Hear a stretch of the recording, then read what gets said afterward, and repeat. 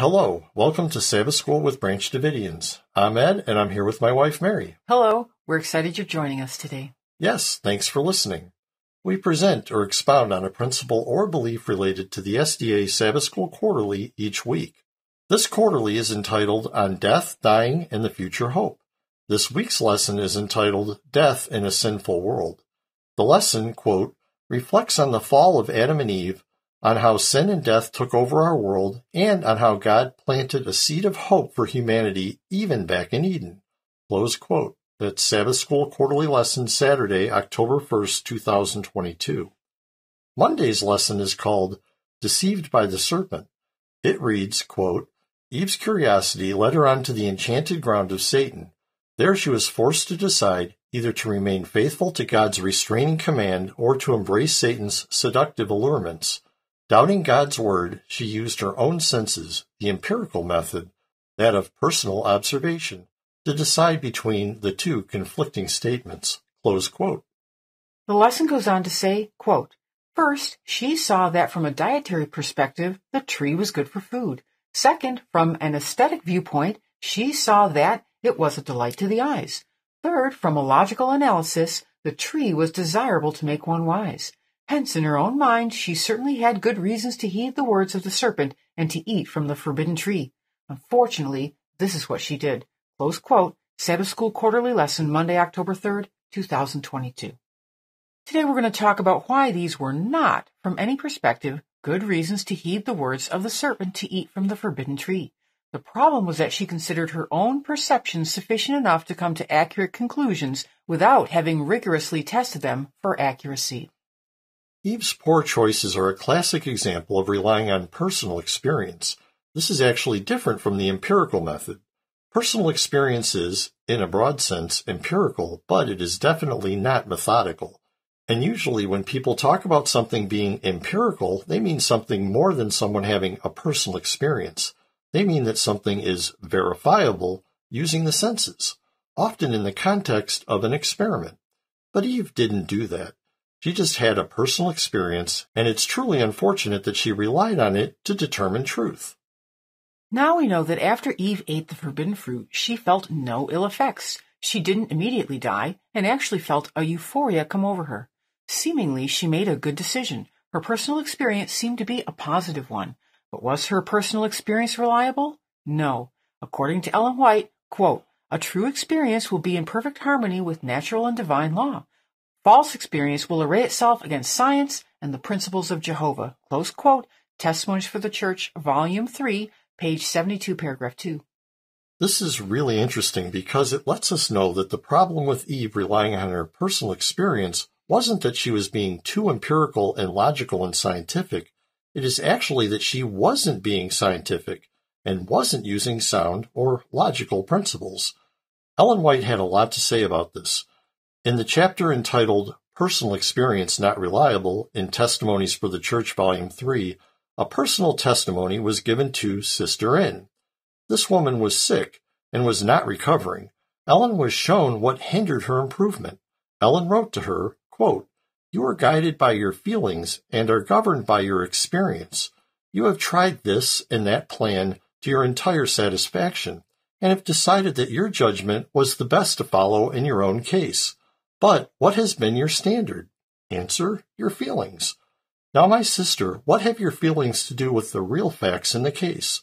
But very little. Feelings are a poor criterion, especially when under the control of a strong imagination and firm will. Close quote, Ellen White, Testimonies for the Church, Volume 3, page 67. Now, this isn't exactly the same scenario as Eve's case, but there are striking similarities. Sister N decided, based on her feelings, governed by her personal experience, that her own judgment was correct, just like Eve had done. Ellen wanted Sister N to go to the Health Institute, where there were physicians who, as Ellen said, quote, understand disease, its causes and proper treatment better than you can, and if you will yield your set ideas willingly and abide by their judgment, there is hope of your recovery. But if you refuse to do this, I see no hope of your becoming what you might be with proper treatment. Close quote. Again, that's Testimonies for the Church, Volume 3, page 68, paragraph 2. Why did Ellen recommend to go with the physician's judgment rather than Sister N's own personal judgment? because the physician's judgment in regard to the health of their patients was based on the findings of a variety of scientific experiments, not their own personal judgment apart from those findings. They had been trained in science and natural law, which are concordant with the principles of Jehovah and divine law, principles based on truth rather than opinions springing from personal experience. In Christian Temperance and Bible Hygiene, Ellen wrote, quote, "That which many term experience is not experience at all. It has resulted from mere habit or from a course of indulgence thoughtlessly and often ignorantly followed.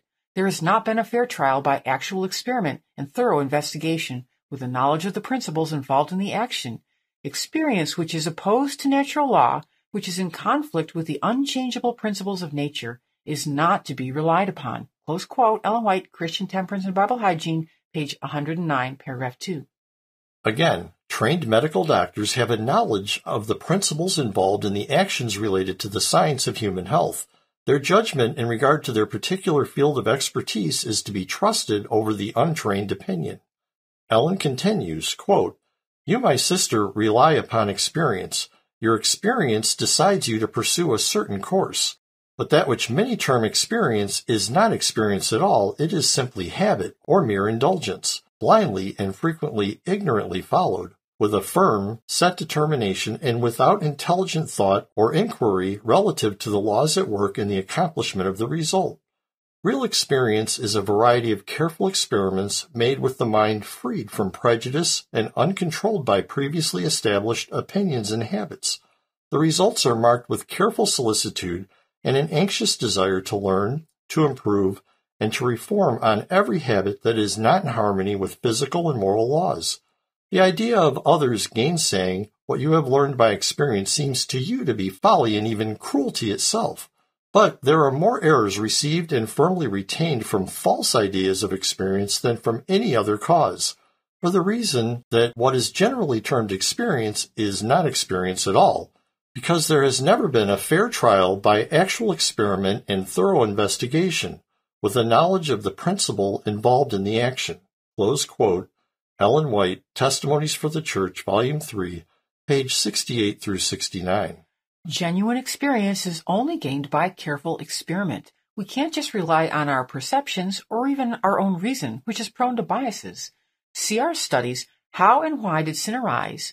And If Lucifer Fell in Paradise, Could We? Both linked in the description. We must rely on facts borne out by careful experiment. Ellen continues, quote, "Many examples might be given to show how men and women have been deceived by relying upon their experience. Adam and Eve were permitted to eat of all the trees in the garden save one. The Lord said to the holy pair, 'In the day that ye eat of the tree of knowledge of good and evil, ye shall surely die.' Eve was beguiled by the serpent to believe that God would not do as he said he would. 'Ye shall not surely die,' said the serpent. Eve ate and imagined that she felt the sensations of a new and more exalted life. She bore the fruit to her husband, and that which had an overpowering influence upon him was her experience. The serpent had said that she should not die, and she felt no ill effects from the fruit, nothing which could be interpreted to mean death. But, just as the serpent had said, a pleasurable sensation which she imagined was as the angels felt.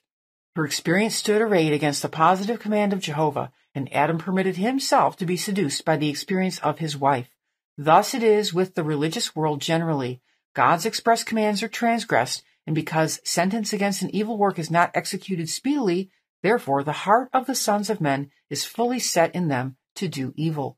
Close quote. That's Ellen White, Testimonies for the Church, Volume 3, pages 71.2 and 72.1. Eve's decision to trust the serpent over God was based on mere assertions from Satan. God would not have expected Eve to trust him based on an assertion, even on his part. No, Eve had evidence and a logical reason to trust God. Ellen wrote, quote, "God never asks us to believe without giving sufficient evidence upon which to base our faith. His existence, his character, the truthfulness of his word are all established by testimony that appeals to our reason. And this testimony is abundant."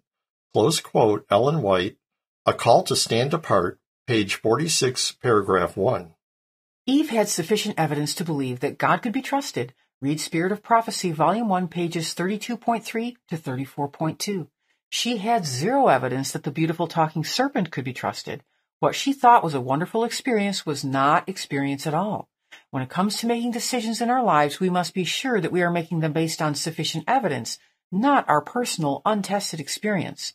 For more on this topic, please see the studies in our YouTube playlist, Experience Not Reliable 3T67, linked in the description. Thank you for staying with us till the end. We invite you to visit our website, www.bdsda.com, to learn more about who we are and, just as important, who we are not. Please join us each week as we will continue to offer new and interesting insights for your Sabbath School studies. And if you want to keep up with our new studies as they're published, we recommend subscribing. We're on YouTube, Apple Podcasts, Spotify, and on plenty of other podcast apps. Links for subscribing are in the description. God bless. Many blessings.